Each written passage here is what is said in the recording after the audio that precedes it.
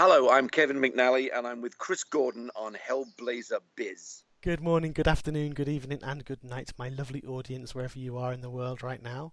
Welcome to Hellblazer Biz, the show where you get to have your questions answered by your favourite TV and film stars.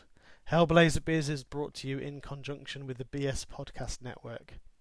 Sadly, I need to advertise now, but as bringing you such wonderful guests does not come without costs, I've curated a Patron Scheme where you can either donate $1, $5, or $10 a month.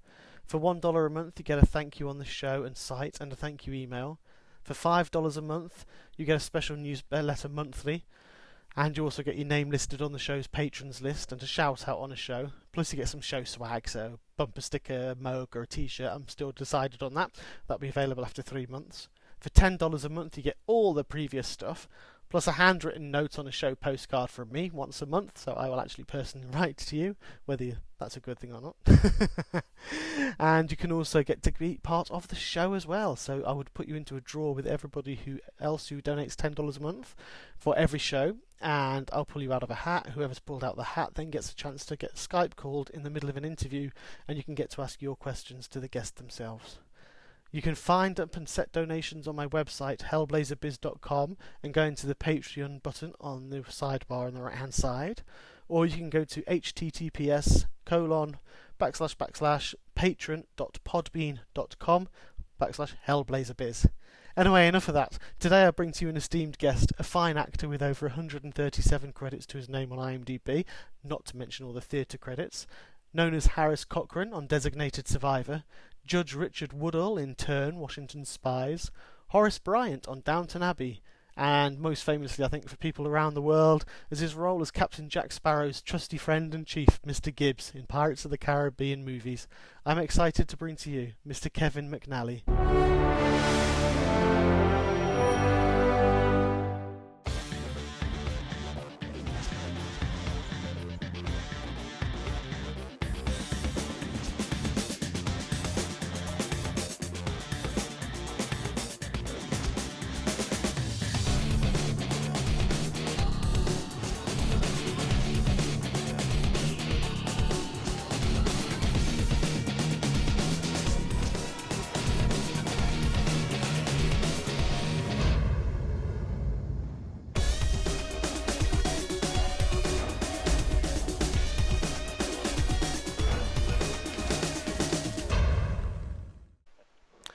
Okay, so today, everybody, I have the absolute honour and delight of the company of Kevin McNally, who we know from Designated Survivor, but I think a lot more people will know him in the film world as Mr. Gibbs from Pirates of the Caribbean.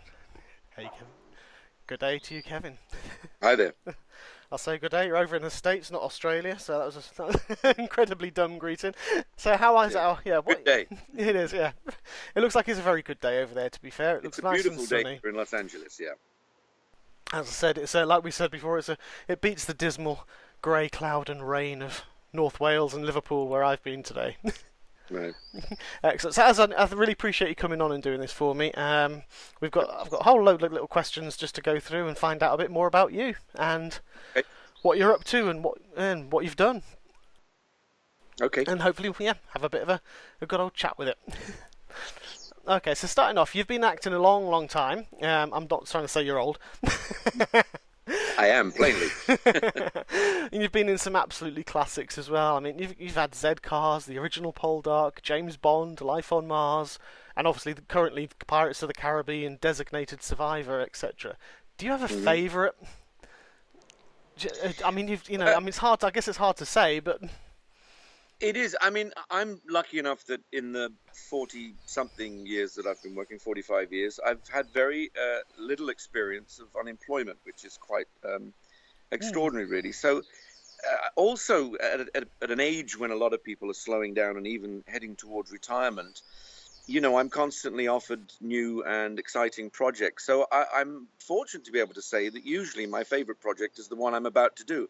As indeed at the moment, I'm about to go back on stage after 3 years and play King Lear. So that's what I'm absolutely full of at the moment and very excited about. Fantastic, and that's obviously where the beard's coming from. That's right. I mean, King Lear is one of my all-time favourites with Shakespeare as well. Do you Yeah, it's great. do you prefer stage work or screen work? I mean, obviously you've done a lot. I think a lot of screen in there. But do you enjoy getting back to the theatre? Very much so, but I mean, I can't say any are particularly, a favorite. One of the great things about being an actor, unlike perhaps being, a lot of directors or people who work in costume and design, is that you can cross over really easily, from one job to the next. Yeah. But I suppose what happens is when I'm on the stage, I'm always thinking, oh, God, I wish I was doing a film right now. And then as soon as I'm doing a film, I think, oh, I'd love to be back on the stage again. But then that's dissatisfied actors for you. I guess in answer to your first question though about favorites, obviously Pirates of the Caribbean has to be up there because it opened up a whole new world for me. I was in my mid-40s and a working character actor in England, and suddenly America became available to me, which has helped me do some wonderful parts and projects over here, which I'm really glad that helps mix it up a bit. Brilliant. I mean, yeah. It's just how long it's been going on? 15 years or so. 15 oh years, my yeah. God, that's just aged me as well. I know, doesn't it? Doesn't it just? It just flies by. I mean, I've got them all sat on my shelf right there. The Blu-rays, obviously not the latest one, but all the others are sat there. Gosh, that goes by so quickly. I know, doesn't it? It's flown by for me. I can imagine. Yeah. Well, you've been really busy though. That's time flies when you're having fun. So it certainly does. Excellent. Jamie Spilsbury, obviously talking about your previous career as well, wants to know how does it feel still being part of the Long Good Friday. Obviously, that film is considered one of the best British gangster film ever, and it's launched so many careers. Well, it's funny because obviously my part in the Long Good Friday is very, very small. In fact, it wasn't until about 5 years ago when I went to a film festival in Southend did I even see my performance, because when it came out and in the years following, I was blessed to have a number of girlfriends who just couldn't get anywhere on time. So I would always get to see the film just after the titles when I was already dead. So it took me about 35 years to see my performance. Wow. But it is great to be part of it, and people still come up and say, oh, you're in the Long Good Friday, it's my favorite film. Yeah. And of course, sadly, we've lost our director and our leading actor now, so it makes it all the more poignant for me, really. Definitely. I mean, it's just a classic, which I think you can watch at any time, and it just hits home. It's brilliant. Yeah, it hasn't aged really. No, not at all. No, it's a fantastic film. I mean, you've had I'm sure you've had many fantastic moments as well during your career. As I say, I've mentioned some of the many credits you've got to your name of what you've done. Are there any particular ones which still bring a smile to your face? Obviously, I think Pirates at the moment, yes, but yeah. I look back very fondly at a number of early things that I did, in particular, I, Claudius, because that has become a classic of the sort of television we used to make in the 70s. That studio-bound television. Although it was so brilliantly made, it really bears up well, and I know that generations of people keep refining it.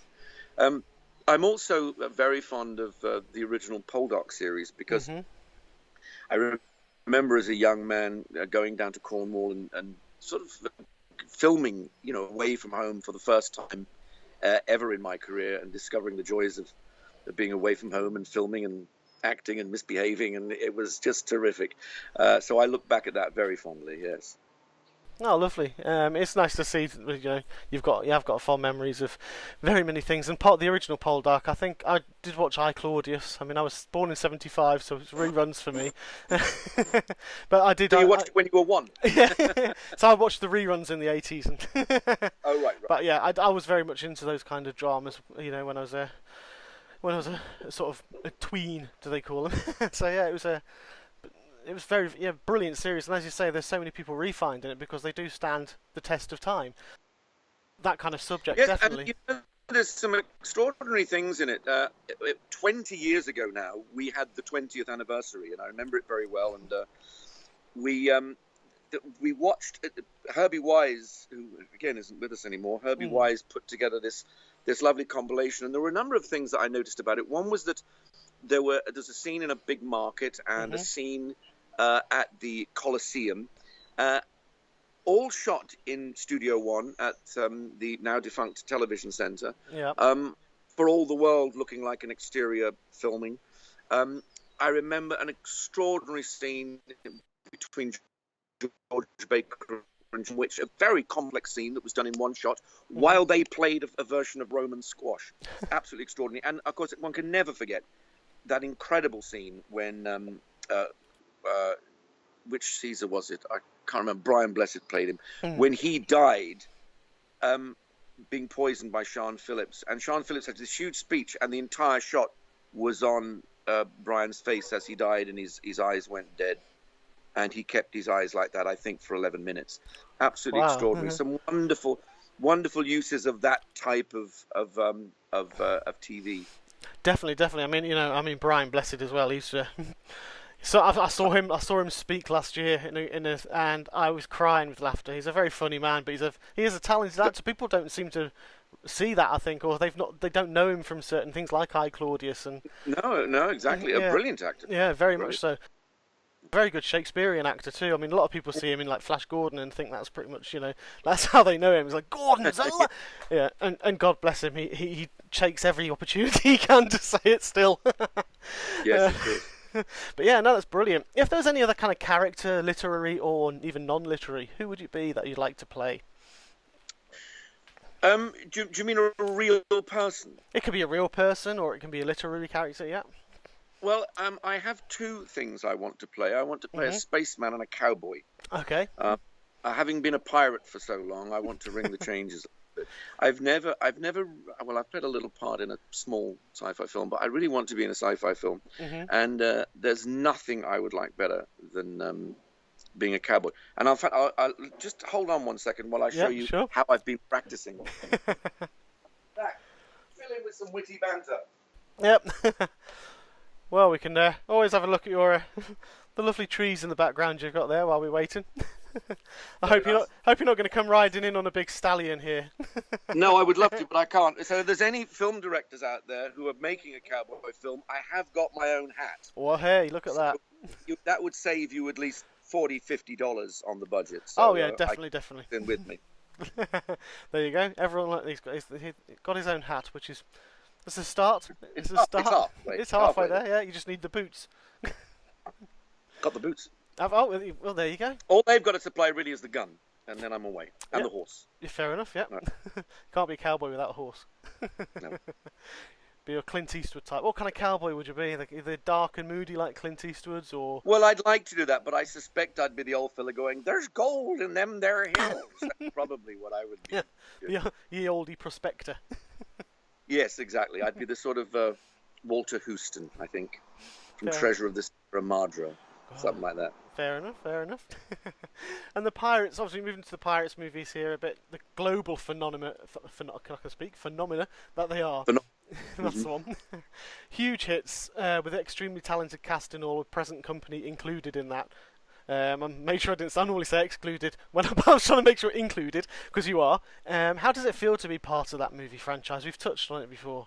I mean, it's extraordinary because any actor, particularly a character actor of a certain age, can probably expect to reach maybe 20,000 people in the course of a career, in the theatre. Yeah. And certainly most of the films that you're in are small hits to failures. So to actually be part of that small group of people who become part of a global phenomenon where virtually everybody who asks you what you've been in and you say, Joshamee Gibbs and Pirates of the Caribbean, you virtually meet nobody on the planet who doesn't go, "Oh, I know that film, I love that, I really like that character." Yeah. So that's a very rare thing for any actor to have, and shouldn't be taken for granted, I don't think, because it's a really good feeling.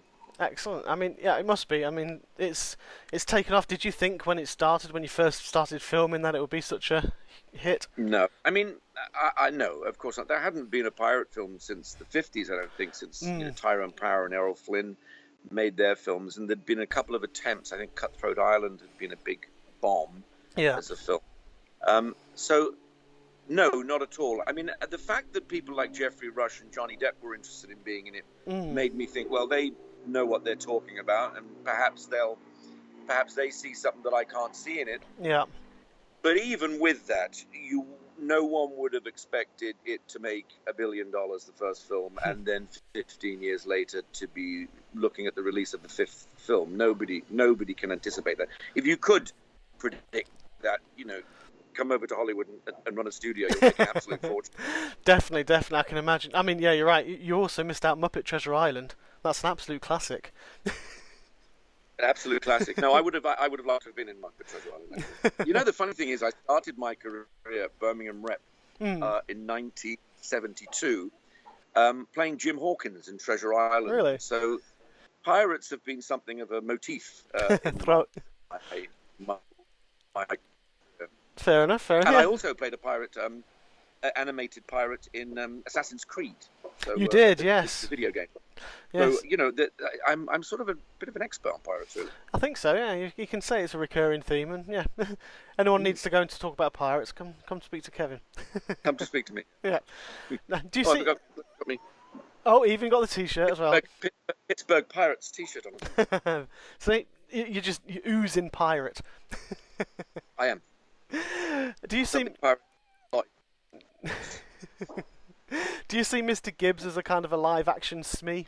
Couple of people have mentioned that to me. They said obviously he's been the right-hand man. I think he's a bit harder, to be honest, than Smee, but... Than Smee? Yeah, no, I think he is a bit harder. I mean, he isn't quick to fight. He'd rather, he's a lover, not a fighter, and would like to drink. But I have introduced in him when I have had to fight, and I usually get it in most of the films, that if he starts fighting, he sort of goes berserk. Yeah. So I can't imagine Smee being a berserker. No. So, I mean, once he gets his blood up, he's ready to go, I think you have to fire it, Oh, you do, otherwise you'll end up at the bottom of the sea. You certainly will. Yeah, I've said... Yeah, yes. Yeah, that's the one. See, I wanted you to come out with a good old Mr. Gibbs voice there. Brilliant. I mean, as well, Mr. Gibbs, throughout the series of the films, he's delivered some excellent lines. And there's one at the moment from the fifth. I apologise for anyone who's not seen it, but it's not really a spoiler as much. But the line that I think is in a trailer, so it's fine. It's everyone's talking about, and we howled. We watched it 2 weeks ago, and I've got to say, absolutely adored the film. Really, really was. The whole family loved it. Good film, I think. Yeah. It is. It's very, very good. Definitely brings it back with everything in it. But obviously your line, prepare to drown, is the timing and the delivery of it. People are talking about it all over. It's yeah. Do you enjoy... Well, you read a line like that and you know that it's a gift from heaven, Yeah, and it was. I mean, that's obviously the writers write the stuff, but it's the delivery that you guys perform on it. And Right. I saw that on Twitter when I was looking on Twitter and looking at the hashtags for Pirates 5. That's what a majority of people were talking about, were howling at your delivery of. I didn't really realise it was going to be such a memorable line, but at the moment people started seeing it, they all mention it. Yeah, it is. It's a very, very good line, but brilliantly done.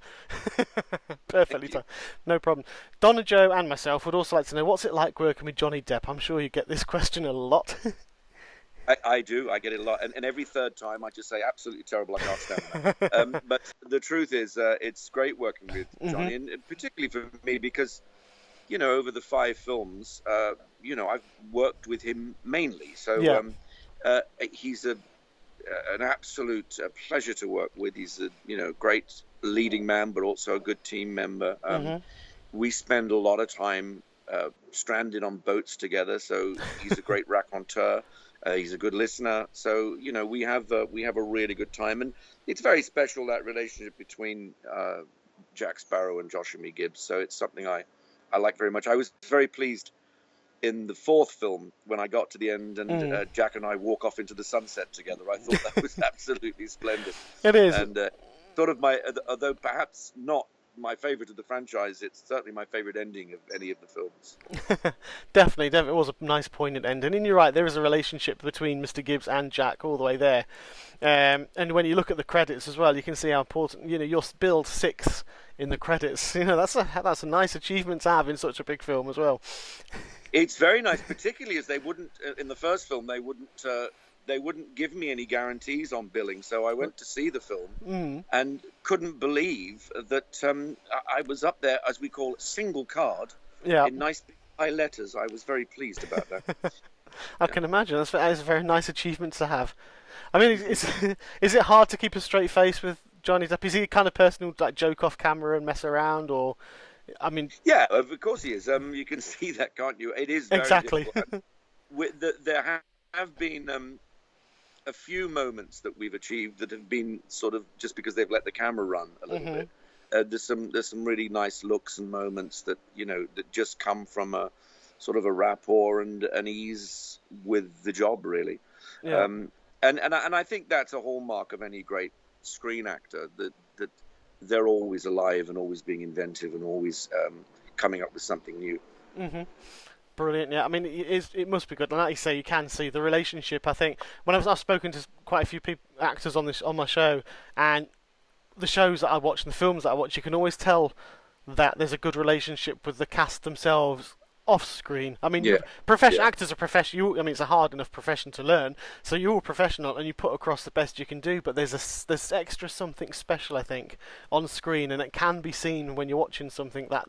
The cast. Yeah. There's definitely chemistry is what I'm trying to. And I mean, over 20 years, you're bound to have built up a good one. And you see it in you see. I mean, it's interesting that the wonderful Adam West has just passed away, and films and that TV show, there was such a sense of enjoyment, and apparently they were joys to make, and everyone was doing. Those Batman shows were what they said was a joy to work on, and you can see that as well.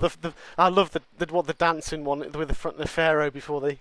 It's probably one of the most famously shared clips going, but it was great. It was perfect. The wonderful meme on Twitter about Mr. West at the moment, which is him trying to get rid of the bomb in the movie. And, he runs one way and there's a load of nuns. He runs the other way and there's a baby in a carriage. So he just puts it over and does this manic run to try to throw it into the ocean. It's very, very funny stuff. It is. And I love the way he made it comedies, but made it a sort of a funny role. It was him and Bert were brilliant. They were. It was another classic, which they say he'll be sadly missed. He will be. Yeah. What's the kind of best experience, following on from those questions, the best experience you've had working on these films? I mean, it's like you say, 20 years now, really. So, well, 15. But 15. Sorry. Interestingly enough, one of the really nice things that happened was that after the first 3 films, where we mainly shot in the studio here in Los Angeles, and then we went for quite brief periods of time to the Caribbean to do beaches and ships. It's amazing how used to wonderful things you can get. We all got a bit fed up with the Caribbean, and I don't know why it happened, but we went and made the fourth one in Hawaii, and that was a truly great experience because it's a place I'd never been, and a place often the British people don't go because it's so far away. Yeah. And we spent a glorious 6 weeks on the North Island of Kauai. That was just a great experience, and I remember sitting in between the pool and the beach with my daughter and just saying, I have got the greatest job on the planet. Here I am doing another pirate film, and I'm spending most of my time lounging by a beach. It's just perfect. I wouldn't swap it. I'm so glad I chose this over astrophysics. Yeah. I think I made a right career choice that day. I made the wrong one when I was 18 because I was in drama and I loved theatre, and that's what I wanted to be, but I was steered down the with all the right reasons, and obviously I'll never knock it, into a career in speaking German and going into something like IT. So 20 years on, I'm desperately trying to get back into what I thought I should have gone into. So yeah, you've definitely you've done well, and like you say, you were said earlier on, it's you've been so lucky to be the fact that you've very rarely been unemployed as well, because within the acting world, 90% or 95% of the time an actor is unemployed, and so it's really touch wood. I know. It's funny. I remember an actor saying to me about 20 years ago. I think it was during the sort of 90s recession, and it was really bad for actors. And he said he was at a party and he heard someone say, apparently things are so bad, even Kevin McNally's not working, which I thought was a nice sort of trope to have attached to my name. Yeah, definitely. That's quite amusing, actually. It wasn't true, by the way. I was working, but you can see their point. Yeah. But again, it's nice to have that kind of, like you say, that trope named after you. Yeah, exactly. A hard-working man. Excellent. So, okay. So, next question is going to be from my son, Ethan, who's got a couple of questions he'd like to ask you there. Okay, Ethan, would you like to talk to Kevin? I have a question. Are you going to be creating another Pirates of the Caribbean movie, that's like a throwback on the Gibbs' life? Like a spin-off of Gibbs' life. Well, if it was up to me, I would have already done that. But unfortunately, it's not my decision. It's Disney's decision. I think it's really an interesting question because, the Marvel films are very good at having those, past stories and taking characters and making them the leads. But our stories, our pirates, tended, for some reason, Disney liked to make them a bit more one after the other, So I'm not so sure that will happen. However, when they brought the new pirate film out, I noticed they said the final adventure. Well, I've got this little sentence in my head that says Pirates of the Caribbean 6, the final adventure continues. So maybe we'll see Mr. Gibbs in that. But I don't think Mr. Gibbs will get his own film, no. Okay, thank you. I mean, I might get a job playing Santa Claus with this beard. What do you think? I know, it's pretty fetching. Okay, the second one you wanted to ask was from... This question was from Robin Woodenham. Robin Woodenham. Yeah. Where's all the rum gone? It's here. Going down my neck. No, this is Diet Cola. But sometimes there is rum in there, but not at this time of the morning. Excellent, cool. Thank you, Ethan. Okay, say goodbye to... Bye. Cheers, Ethan. See you later. Bye. Okay, thank you very much, Ethan. Appreciate that. Thank you, Ethan. Very good. Brilliant. Appreciate the answer in there. I say it's not something I normally do, but he's such a huge Pirates of the Caribbean fan. He didn't have to drag us either. That's the other thing. Normally he would drag us to see like Power Rangers or something like that, which, to be fair, I actually enjoyed. But when it comes to Pirates of the Caribbean, there's no dragging involved. It's like me dragging him. We're going. Great. It's brilliant. Okay, moving on. I've kind of got... actually, it's one about King Lear. It's, well, kind of. It's Oliver Egger, who's at McNally fan on Twitter. He's asking, what have you got any other projects on besides King Lear at the moment, or how long is King Lear going to be playing for? Well, King Lear's playing till October the 14th, so I don't really have my mind on anything else but that at the moment. Oh, yes. Wonderful will happen at the end of it. But I'm just going to concentrate on that at the moment. Well, yeah, obviously, if that's fair enough. But as I say, being in theatre is different to being in the film, in the fact that, and I guess... Well, I might come away after playing King Lear for 3 months and decide let's sit on a beach for a couple of weeks, Yeah, bugger this, I'm going back to... Probably one. Yeah, going back Absolutely. to Hawaii. I'm going back to Hawaii. Exactly. Where are you playing King Lear? Which theatre is it? At the Globe Theatre. The Globe where, sorry?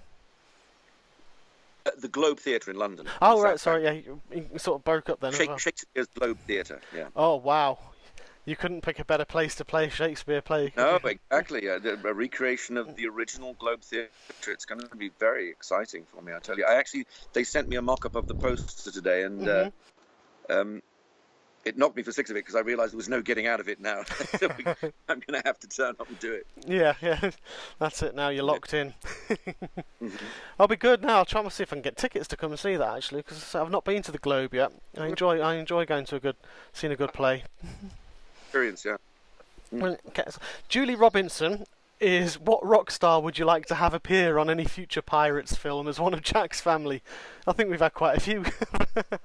We've had a few. I mean, we've had Keith Richards and Paul McCartney. So I personally think somebody would make a great pirate would be Billy Joel. And I'm a great fan of Billy Joel, so I'd like to have him turn up. I also think maybe, when you think about those scenes at the court in London in 4, that you might have Elton John turn up in his wig and his finery as he Yeah, goes to very true. maybe something like that. Yeah. So Elton Billy, I think we should have. Yeah, that would have been good. Like you say, Bruce Springsteen would probably be a very good pirate. Yeah, he would. He's got the look about him as well. He's got the ruggedness and I think he'd make a good one. But now I've got Elton John just pictured in my mind with a big beehive wig and sitting at the ground with all the frills, frock coats, and he'd fit perfectly. Definitely. And next time, I think he doesn't like filming though, so I think it's an unlikely event. Ah, what a shame. He would have been perfect at a governor's ball. He would have been, wouldn't he? Yeah. Dear, never mind. Paige Dixon asks, do you wish that more of Jack's crew were in the latest film, i.e. Robbie Kay as cabin boy? Yes, I miss Robbie, and I miss Mr. Cotton and Pintel and Ragetti. I don't know why it was thought that there should be like changing crews. Maybe they just thought it was too coincidental that the same people would be together all the time. I think the fans miss it. I mean, we have great new people coming in. Oh, definitely.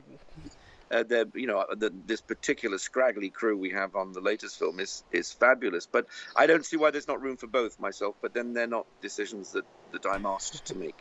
Yeah, I think you might have hit it on the head there, because it's meant to be. It's obviously set several years after, isn't it? Well, without. Well, we were working out. Although it's been 15, it's supposed to have been 20 years. Because we're looking at Brenton Thwaites, being the boy that was born. Well, he was born in the third film, so in a way, it's like 17 years. He's 17. Yeah. So it's 20 years since the first movie, easily. Yeah. Exactly. It's horrifying. So yeah, to have a crew stay around for that long a time would be a. Maybe that's. But we don't really obey the laws of logic in any other department. So I don't know why we do it in casting. So there's me talking seriously about how to keep a crew when you're sending a ship upside down and people come back from the dead. You know? I mean, we can do it if we like, really. Exactly. The laws of physics do not apply to. Excellent. Okay, just quickly as well, talking about. I know I've got a couple more questions here, but I'd like to know more about the. Designated Survivor. It's not something I've caught up with yet, but obviously a lot of people have recognised you from there as well. Kiefer Sutherland's new show, isn't it? What's that about? I don't mind spoilers, by the way, because it will be on my list. It's about a designated survivor is a member of the cabinet who doesn't go to the State of the Union address in case something terrible happens. Right. He's usually a lowly minister, and so he can take over government and become the president. And indeed, something that terrible does happen. There's an explosion of a bomb that kills the entire government, all three branches of legislature, and he has to take over, being rather ill-equipped for the job as the president. Wow! And I play the head of the Joint Chiefs of Staff, who really don't rate him very much. Right. And he's very much his arch enemy in the beginning of the show, although he does get the whip hand of me during the course of season. I mean, I was doing another show in Richmond, Virginia, so I wasn't able to do many of them. But the ones I did, I really enjoyed, and I certainly hope they're going back to do a season 2, and I would love to go back and do some more of it, because there's nothing better than getting on a general's outfit and pretending to be an American general. I just adore it. Fair enough. Was that Turn, was it, that you were filming as well? In Virginia. That's about the American Revolutionary War, which they're just about to start showing the fourth and final season of over here. And I think you can get seasons 1 through 3 on Netflix at the moment. Oh, right. Excellent. Again, that's taking you back to the sort of historical period of the old... Yeah, another great thing about Designated Survivor, I was getting fed up of being set in the 18th century. So it's really nice to do something contemporary, although I'm going back even further now to about 200 BC, I think King Lear is set. Yeah. But I don't think we'll be setting it there. But right. It's pre-Christian Britain, yeah. Yeah, definitely. But it must be a great. I keep thinking of King Lear because it's been a long time. I think I did that in my A level as well. I did part of King Lear in my A level. Yeah. I also did 3 Men in a Boat. I was mentioned this. It came to me the other day. It was Rome. Yeah. It came to me in an interview the other day. It was an interesting fact. Was when I was doing my GCSEs, so like 1992. It was some theatre company had just dramatised Three Men in a Boat, and it was the first time it had ever been put into a screenplay or a script and for the theatre. It was the first time ever, and they hadn't even performed it yet. But we were allowed to do it for my GCSE, so we did some of it for my GCSE play. They gave us permission to do it, so I was the first person ever, along with my obviously school friends, to have actually performed Three Men in a Boat. So well done. That's my claim to fame. Yes. Yes, but yeah, I mean, sorry. You should revive it. Yes, that'd be fun. It's a cracking play. Very, very, yeah, it's very funny. I might look that up. Yeah, it's Are there any what? Sorry. Are there any old blokes in it? There are actually. I think they all are. They're all three men. They're all three oldish men in a boat. So. Oh, well, I shall have a look at that then. Yeah, it's a good book. Maybe the answer to that previous question. Maybe that's my next project. Maybe it is after King Lear. Yeah. Well, you've already had Patrick Stewart and Ian. Oh God, McKellen. Thank you. Name slip there. You know, to do was it? I've forgotten the. You know, Waiting for Godot. That's the one. Thank you. What an awful time for me to get a brain freeze on what I'm talking about. That's another one. All right, I'd like you got to my see. brain. You got my backup brain here for you. Brilliant, excellent. So next question here is again, it's going back to pirates again. Is do you meet up with any of the cast or any of the other pirates? I guess it's hard when you're all such busy lives, but it is. But I do the convention circuit quite a lot, and Lee Arenberg, who plays Pintel, and Marty Kleber, who plays Marty. We meet up there a lot. In fact, I was just at a convention in Altoona, Pennsylvania, with Marty Kleber. We were meeting the people out there. So I see them a lot, and I see Mackenzie Crook back in England when I'm there, although I haven't seen him for a while. David Bailey, I've met up with a few times. I've seen Jeffrey Rush a few times. But you're right, we're all really busy, so we just see each other, really. Yeah, it is. I mean, because that's I do ask that question, but yeah, I know that when you're all, like you said, there's so many projects going on. It's you know, you can be in London where most people are in the States, or vice versa. It's just until the next. A lot of people just put it behind them and until the next time you're on. Exactly. Well, we always hope we'll see you on the next pirate film. Is what we always say to each other. Well, yeah, that's very true. We shouldn't wait for Pirates 6. Okay, that's another one from Paige. Is the last one. Which is your favourite film and your favourite character in that film, and why? There's a lot of questions in that one question. Well, I'm always shuffling my top 5 films. Consistently, the films I come up with are Apocalypse Now. One of my very favorite films. Usually at the top is 2001: A Space Odyssey. As far as comedy goes, The Odd Couple is my favorite comedy film, and this is Spinal Tap. I would say is one of my favorite films, and also I really have a soft spot for I think the last the films of the 70s, the independent American films of the 70s. It was great. I grew up in that time, and I watched all of those films. The Conversation, Apocalypse Now, The Godfather, The Scarecrow, and the French Connection films, all that. And the last great film of that era, I think, was Raging Bull. I don't think there's been another great, acting, directing film like that. So Raging Bull's up there. So they'd be my top 5. And of all those characters, I think I'd go for Hal in 2001. Fine choice. It was great choice of film. I won't knock you on any of those. Apocalypse Now is just phenomenal. It's just it just hits every single time. It really does. Okay, excellent. I mean, you mentioned obviously director of Raging Bull quickly there. Is there any directors that you'd like to work with who you haven't worked with yet? I'm very envious that my drama school friend Kieran Hines, I spotted him in the latest Martin Scorsese film. I was very jealous of him for that. I'd love to work with him, and obviously everyone would love to work with Spielberg because you never know what sort of film he's going to come out with next. I would like to have worked with Coppola, but I don't see him making any more films. I don't think. I think what happens when you get to my age is you say what director we'd like to work with. I would say a young one, one who's going to make plenty more films. So that's as I said about favorite projects. if you can be lucky enough to just say, I'm looking forward to the next one, then that's a good place to be, I think. Mm-hmm. Fair enough. That's good. I mean, as you say, there are. I think it's Sophia's taken over from Francis Ford Coppola now, hasn't she? Yeah, she's sort of taken the reins. She's a great filmmaker as well. She's definitely a chip off the old block. Yeah. Cool. I mean, you mentioned before about attending Comic Cons as well. How do you feel about all your fans? Because you must. I've seen you say twice at Wales Comic Con, and you've always got a smile in your face, and the reception on the forums and afterwards is that Kevin McNally, please bring him back. He's such a genuinely nice guy. Is that do you love going to those?